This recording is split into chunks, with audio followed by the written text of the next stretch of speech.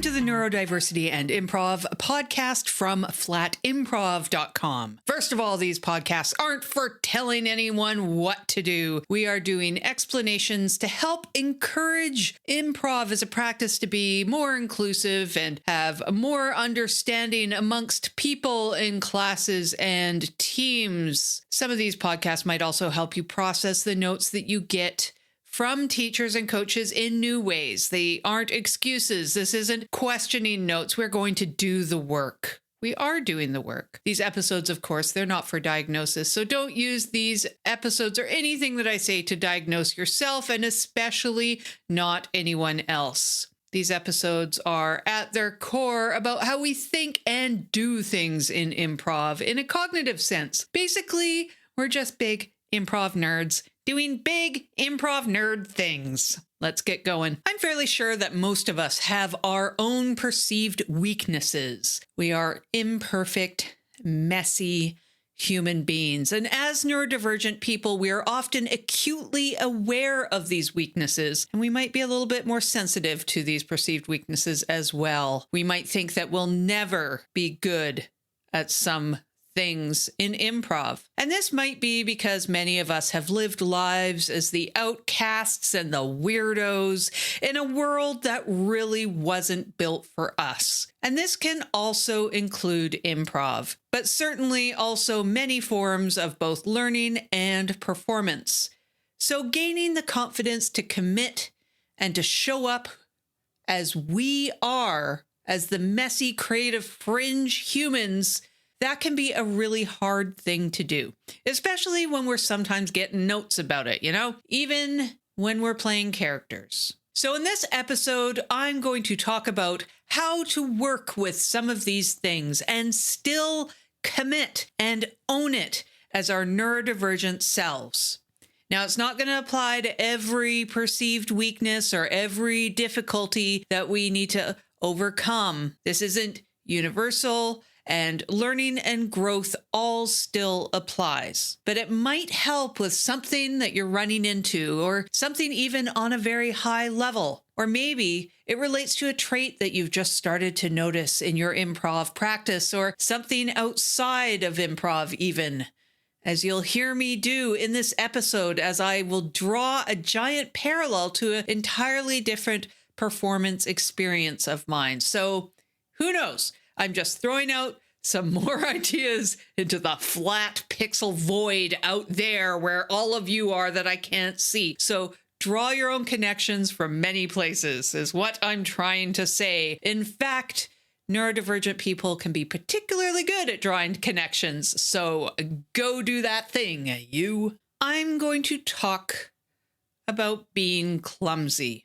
Now, how on earth does that relate to improv? Well, it's story time. So I'm a clumsy human being. I trip over my feet. I dump food on my clothes. I bump into things a lot. I also broke my hand in a meditation scene during an online improv session last week, doing space work, revving up a chainsaw. Apparently, or so I was told, because I kind of blacked it out. I reckon you might be thinking I have so many questions right now. And really, me too, my friends. Me too. And yet, despite that, I used to teach dance fitness for years. In 2007, I took my very first dance fitness class. And I did that because I wanted to start going to the gym and to get healthier. So I went ahead and pure total neurodivergent form, and I researched every gym fitness option there was. But I kept coming back to the thing that I feared the most and seemed so ridiculous for me to do. And it also made me laugh a lot. And that was dancing, the dance thing. Me.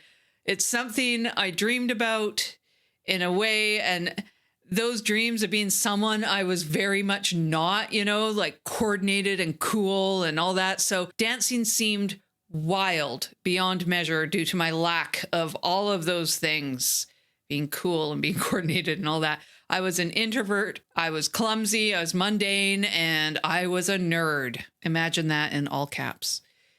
but I never backed down from a challenge ever. So off I went to a dance fitness class, and I quickly fell in love with the thing despite being pretty bad at it. But I kept doing it, and I still do. So what does this have to do with improv? We'll get there, I promise. So 8 years after I took that first class, I ended up in an instructor workshop and afterwards found myself teaching an urban hip hop format.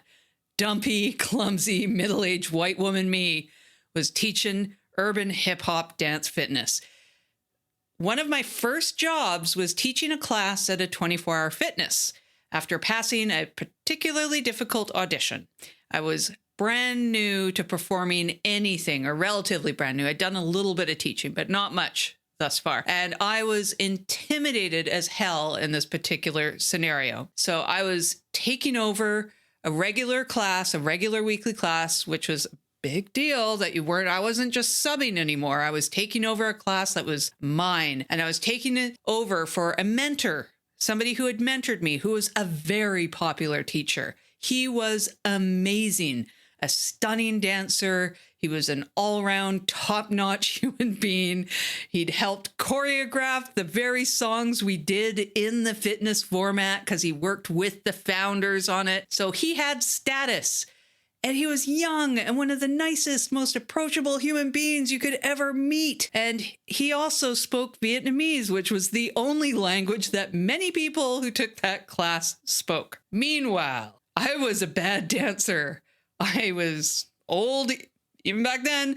I was a very new and not confident teacher. I had quite a bit of social anxiety, shy. I was still getting over the end dregs of depression, and I did not speak Vietnamese.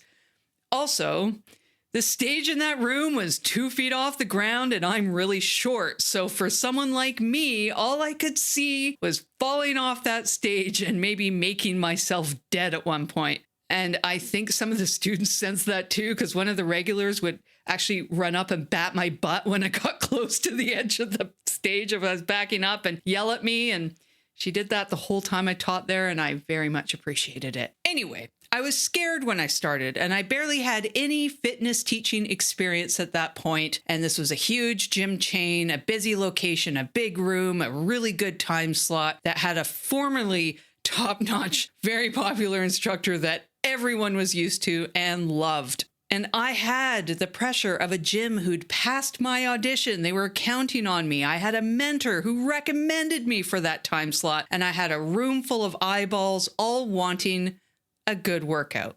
And really, when I went in there, I'm pretty sure everyone else, like all the students, felt my dread as well, because that level of fear that I likely displayed went way beyond any language barrier that was in that room. And that language barrier was on my mind as well, because in the format that I taught, we mostly used words to cue, verbally cue on a microphone. And I had to also learn at that point for that class how to visually cue a lot, way more than I normally did for all the people who didn't speak English.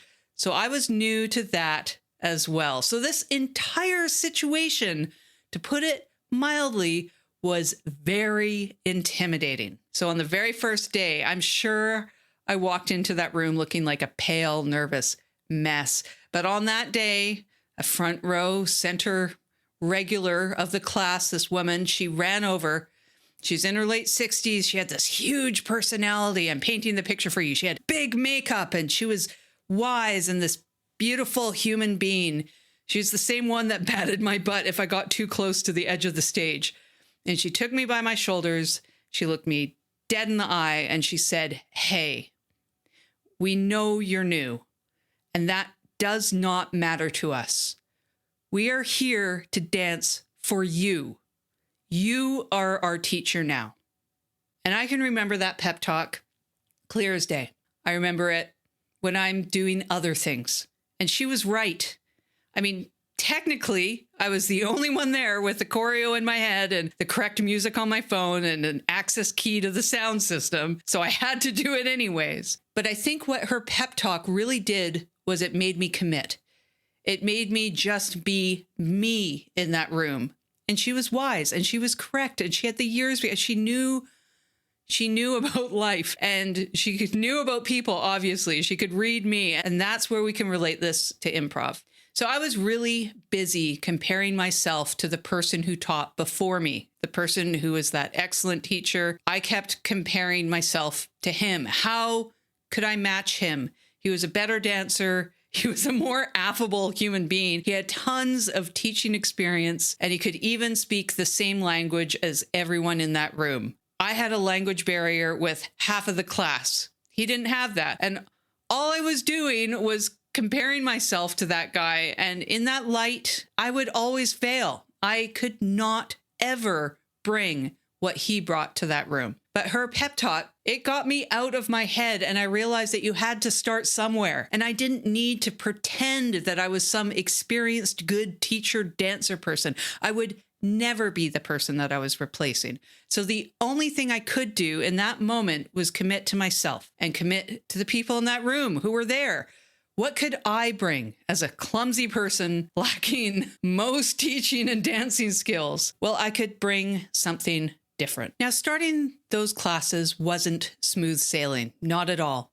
This isn't some big finale. Hey, it was all glorious and great after she told me that. Hell no. I didn't really even see myself as a real teacher yet. And that came a bit later. That came weeks later. Now, I committed, sure, and that's a great first step. Step 2 is getting over the fear of failing due to your perceived weaknesses. I was still clumsy, right? And now what about that? Can a good dance fitness instructor still be clumsy? Because just like many of our fundamental neurodivergent brain wirings, that part, it might stick around. So a big part of dance fitness instruction is learning to move around the fitness room. You want to be able to run to the back of the room, go to the back row, amp up the people there, and then move back to the front or go to the stage when you need to demo the next part. So you're thinking about how many counts you have before that next pre-cue happens. That's the words you say before the verse. And then being where you need to be when the verse actually starts so everyone can see you demo it or start to dance it and follow you. That's how follow along dance fitness works. It's hard. It takes a ton of practice. It takes a lot of reps. It's words and it's physical and your brain and your body are involved and sounds like improv, right? And this room I was in was big. And remember that stage, it was 2 feet tall. So that's a big jump to get off and especially onto. So down the road a bit, I was starting to practice moving around the room. So getting on and off that stage, that kind of thing. And after a little while, I found myself running to the back row. And one day I messed up the timing. I knew I was late and I knew I was still at the very back of that large room. And I had 4 counts to get onto that stage, 4 beats of the music. So I bolted, I gunned it. And in that moment, as I was running towards that very tall stage, it's like everything slowed down. My whole memory of this is in slow-mo, actually. I pre-cued verbally as I was running up there. 1, 2, 3, and then the jump. And being full of adrenaline and panic, I actually overshot the jump. I can remember this silence as I was in the air, like there's this kind of collective gasp and everyone in the room stopped dancing and I fell onto the stage. I'd made it, but because I was too high in the air, I'd overshot it and my brain wasn't working and I fell on the stage. I was down on the ground. I had my butt way up in the air in front of that entire big room that was full of people. And it was one of the least graceful moves I'm sure anyone has seen in a very long time. Of course, the music was still playing, but there was no movement in the room. There was no sound from the crowd. It was just silence.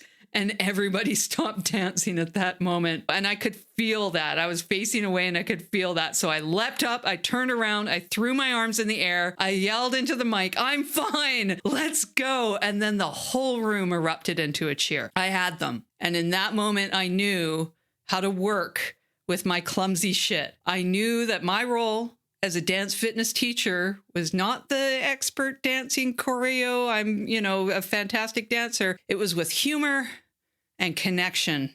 I knew that in that moment.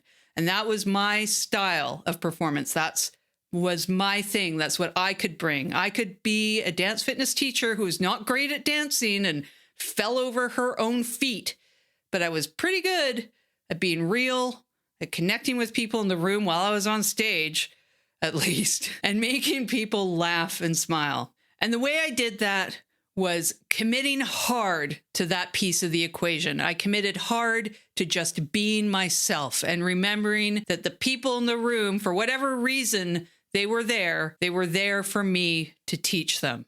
I mean, it was a cheap gym. It was a good time slot. So a lot of them were just there for the workout, I'm sure. But I was there teaching them, and I committed hard to what I could bring to that room. All right. So in all of this, I learned things that can apply to improv, which is why you're listening to this, I reckon. Failing is fun. Failing made a regular jump onto the stage into a thing. That brought connection between all of the people in the room in that moment. And this is just one example. I used failing all the time in my teaching. It was what I waited for in a class because I knew that if I failed and I pointed out my own failure and the success of the people in the room, it made everyone smile.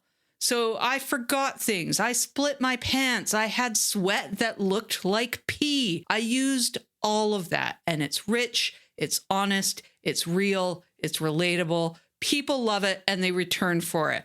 You can do all of that in improv as well on the stage. In fact, the most common comment I heard about my classes was, I see you and I think, hey, if she can do it, so can I. Now you have to have a little bit of a thick skin for that particular comment, but it also made me very happy because my goal was to connect with other people. And if being full of flaws on stage made me do that connection and made people happy, that's what I was there for. Ultimately, that was way better. And I accepted myself as a teacher for the first time when I fell onto that stage with my butt in the air. I saw that my perceived weakness, the clumsiness, that being mediocre at dancing was also a strength. That I didn't have to be the perfect dancer to be good at this. I could bring my humor and imperfection onto the stage and win people over with that. That was probably the moment my dance fitness teacher character was born. It just clicked. I became the teacher because I suddenly saw myself as like a teacher character, some heightened version of myself without that social anxiety. All right, so the improv section. Remember, you will bring something different to any place you're going to. Teams, classes, shows. You will bring your own thing to that, whatever that is. Try not to compare yourself to other people. Try not to compare your neurodivergent self to neurotypicals. We are neurodivergent and we bring our own thing to the table. Your clumsy thing, if you're like me and you're clumsy, that can be funny. Just try not to get hurt for real. And your first reaction, it happens to be super literal. That can be so funny. It can get a big laugh. I've broken scene partners and I didn't even know why for a second. I'm like, why are people like, oh, that's right. I took that literally. So don't worry about doing the wrong thing that much, own your things, like your literal take, unusual things, right? We bring that, don't we? Your monotropism on 15 different subjects that you've had over your lifespan, bringing those specifics and bringing those details like no one else can. That is a strength. You might be deadpan in real life. Bring that to your scenes. This can be comedy gold. However, it's not universal advice. And here's where we get complicated. So for example, one of my neurodivergent traits, I know this is going to be shocking to you right now, is monologuing. These podcasts are probably a very clear indication of this tendency of mine. And this is something I cannot really commit to in improv. I can't own this and be me in an improv scene. This part, other certain parts, it's not just this, but other parts of me don't really work in improv as things that I have to be careful about. I would be a terrible scene partner all the time if I was like this. Heck, I've mostly abandoned characters that I've made that are kind of like this because it's too hard for me to do this in a scene and rein it in. So I do my best to rein it in. outside of improv too, unless I'm in a scenario like this where I'm doing a solo podcast by myself in my basement staring at a wall. This monologuing works here, but in not many other places, unless maybe I'm doing a character monologue or something. So what about when you have traits like Jen's monologuing? First of all, it's important to recognize that despite being noted on it, which I have been, be gentle on yourself. Try not to take it too personally. You do have to learn. We all have to learn. We're all learning. Hopefully, we're all lifelong learners, and learning takes time. Mistakes happen, and it's all a process. So if you want to get out of your head, you have to expect natural traits like this will pop up. Yeah, I got my monologuing notes. I got worse at it the more I got out of my head, and I wasn't thinking, and I just went on and did my honest reaction. And sometimes it's a monologue, and you'll get a note, Jen, that was a long walk. And I'm like, yep, I heard it too. So know that it will take time to get to the point where you can be relaxed enough to notice that your traits are the way they are and to work on them. It takes time to get to that point where you can switch up what you're doing in scenes, especially when it's things that are so wired in to our core. Know that you'll make those mistakes and you'll fail, but you are allowed to. You're allowed to laugh at them. You're allowed to use these things as a learning tool for next time. Making mistakes is a great way to learn. We are learning, and we are not going to be perfect from day one. And a tip that I have on this particular area that might work for some of you, you can sometimes use a character to adjust some of these wired in traits. Like that teacher character, the one that I realized when I did that big jump onto the stage and threw my butt into the air in front of a room full of strangers. That was a character that I took on to make myself a little bit different. I put on the fitness teacher hat to take off the social anxiety one. Well, you could do that in improv as well. In improv, I will sometimes put on a neurotypical character if I need to, say, play one, and I don't want to think as myself. I want to be more grounded. I want to be more normal. I want to filter my responses through that neurotypical lens, which is sometimes giving my second thought and not my first one. My first thought, neurodivergent. My second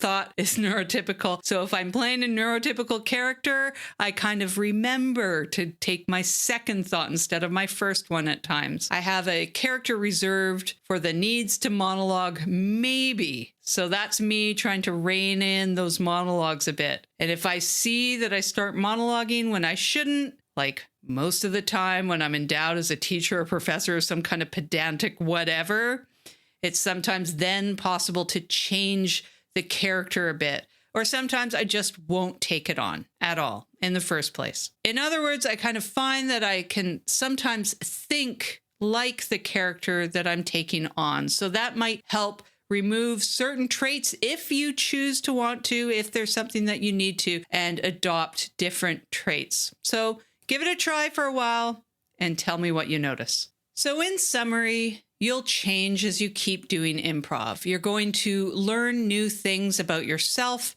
and your practice will change as you grow. Some things will change a lot, and other things might be a little bit more wired into your neurodivergent brain. But know that you'll learn new ways of working with those particular traits. You might lean into them and commit hard on them. You might use them to your advantage, or you might find some trick for working with them or around them. But what I want to say here is be you and don't compete. I would never be that fitness teacher that I took over from. So why try? People are there for what you bring to the stage or to the room or to the class. Like I'll never be a long-time Hollywood person. I came into this whole world way too late, and I live in Canada. But I have a unique teaching background. I've taught since the 90s. I have a really varied professional and performance background and my own perspective on things and a neurodivergent brain. So own what you have and own what you want to do and commit hard to that. be clumsy, fall onto the stage in a weird way with your ass high in the air, hear that gasp and own that thing and see what it brings to you and see what it brings to the people in the room. We all find different things funny, different things interesting, different things real. You will have your audience. And finally, even with the things that are wired in for good into our neurodiverse brains, know those things might stay wired in, but other things around them will change. Even in improv, I think I understand how my brain works. Oh, this is this is how my brain is wired, and this is how it's functioning and how it calculates. And then boom, I notice a big change again. It's elastic up here. I'm tapping my head and you can't see. So don't think everything is forever either. Just commit to where you are today. You'll develop and grow whether you like it or not. I'm pretty sure if there was a video of me when I started, say, dance fitness in 2007 and another one from 2020, it would all look a lot different, even though I'm still clumsy enough to break my hand in an online improv scene about meditation. So you made it to the end. Welcome to the end bit. I have online classes at World's Greatest Improv School, wgimprovschool.com. It's also where I work. We have online jams, we have shows, we have a lot more. There's in-person stuff as well. So go check out the school at wgimprovschool.com. I also have a website. It's called flatimprov.com, and I put out a newsletter from that site twice a month. And you can put your stuff in it as well if you have your podcasts or shows or other online improv activities. You can submit them to the site. There's a button called submit, and you can use that. And this podcast, it lives on Substack. You can find out more information about the podcast. You can also send me voice notes or questions or content or whatever you would like to share. You can send me your heckles if you would like to. You can do that at flatimprov.com/Substack. Thanks for listening. I'll talk at you next week.